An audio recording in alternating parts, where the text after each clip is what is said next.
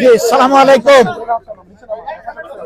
আপনারা ইতিমধ্যেই জেনেছেন মিডিয়ার মাধ্যমে এবং এখানে এসেও জেনেছেন যে আমেরিকার দুইজন ডেপুটি অ্যাসিস্ট্যান্ট ফরেন সেক্রেটারি আজকে আমাদের দেশ ভিজিট করছেন। আমাদের সাথে এটা তাদের দ্বিতীয় মিটিং। এর আগে তারা বিভিন্ন পাবলিক এবং প্রাইভেট বিশ্ববিদ্যালয়ের বিসিদের সাথে বসেছিলেন। সেখানে মত বিনিময় করার পরে রাজনৈতিক দল হিসেবে আমাদের সাথে তারা প্রথম বসেছেন। তাদের সাথে আমাদের খোলামেলা কথা হয়েছে। তারা বাংলাদেশের বর্তমান রাজনৈতিক অবস্থা জানতে চেয়েছেন। তারা আগামী ইলেকশন কখন হবে, কিভাবে হবে এটা জানতে চেয়েছেন। তারা জানতে চেয়েছেন যে সবগুলা দল রিফর্ম চাচ্ছে, সেই রিফর্মটা কি হতে পারে, আমরা কি চাচ্ছি। আমরা যদি আগামীতে দেশের দায়িত্ব পাইতে হলে আমাদের ইকোনমিক পলিসি এবং ফরেন রিলেশনটা কেমন হবে, তারা রিজিয়নাল বিভিন্ন বিষয়ে, আঞ্চলিক বিষয়গুলো আমাদের কাছ থেকে জানতে চেয়েছেন।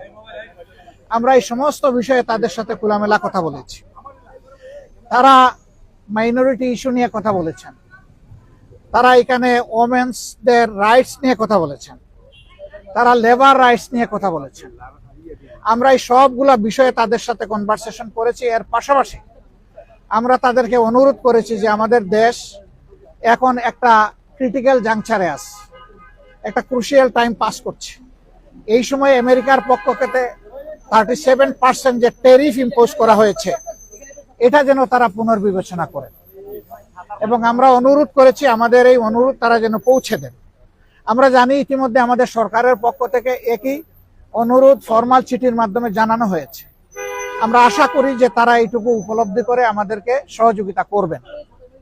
এবং আমরা কমিটমেন্ট বলেছি যে অলরেডি আমরা ডেমোক্রেটিক নর্মসের উপরে কমিটমেন্ট।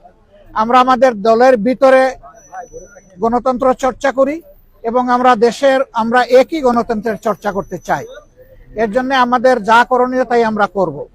উদাহরণস্বরূপ আমরা বলেছি যে প্রত্যেকটা ক্রেডিবল ইলেকশনে আমরা অংশগ্রহণ করেছি। কম হোক বেশি হোক সংসদের ভিতরে আমাদের সংসদ সদস্য ছিলেন। At the same time election যখন বাংলাদেশে একবার মৃতপ্রায় হয়ে গিয়েছিল এরশাদ সাহেবের সময়, তখনকার আমির অধ্যাপক গুলাম আজম সাহেবই ইলেকশনকে জীবন ফিরিয়ে দিয়েছিলেন কেয়ারটেকার সরকারের ফর্মুলা প্রস্তাবনার মাধ্যমে, যেটা পরবর্তী পর্যায়ে বাংলাদেশের সংবিধানে অন্তর্ভুক্ত হয়েছিল। কিন্তু দুঃখজনকভাবে আওয়ামী লীগ এসে দলীয় স্বার্থে এইটাকে সংবিধান থেকে নির্বাসনে পাঠিয়ে দিয়েছিল। এখন আবার সারা জাতি এটি চাচ্ছে এবং আশা করি আমরা এটা আবার পুনঃপ্রতিষ্ঠিত হবে। আমরা আগামী নির্বাচনটা পিয়ার ভিত্তিতে করতে চাই, যেটা ইতিমধ্যেই আমরা বলেছি, আপনারা জানেন। কেন চাই সেটাও আমরা বলেছি, আপনারা জানেন, নতুন করে বলার দরকার নেই। তারা শুধু এতটুকু জানতে চেয়েছেন যে আমরা কখন এই নির্বাচনটা অনুষ্ঠান দেখতে চাচ্ছি। আমরা বলছি যে সরকারের প্রধান উপদেষ্টা বলেছেন যে তিনি এই বছরের ডিসেম্বর অথবা আগামী বছরের জুনের মধ্যে ইলেকশন দেবেন। আমরা তার কমিটমেন্টে তিনি ঠিক আছেন এটা দেখতে চাই। আর আমাদের ভিউ হচ্ছে যে এটা রমজানের আগেই শেষ হয়ে যাওয়া দরকার। ওই জুন পর্যন্ত অপেক্ষা করলে তখন বর্ষা, ঝড় ঝাপটা, বিভিন্ন ধরনের প্রাকৃতিক দুর্যোগ আসবে, তখন আবার ইলেকশনটা অনিশ্চিত হয়ে যাওয়ার আশঙ্কা দেখা দিবে।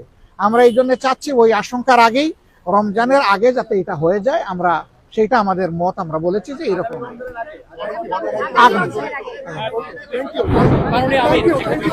আগামী রমজান না, আগামী রমজান শুধু না, আগামী প্রথম রমজান।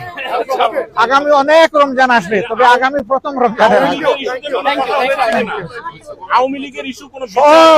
সব ইস্যু আমরা বলেছি যে যাতে ট্রমাটাইজড, এখনো হাসপাতালের বেডে অনেকে পড়ে আছে, এখনো শহীদের মারা, সন্তানরা, স্ত্রীরা কান্নাকাটি করে।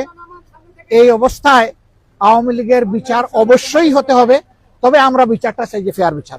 থ্যাংক ইউ, ধন্যবাদ।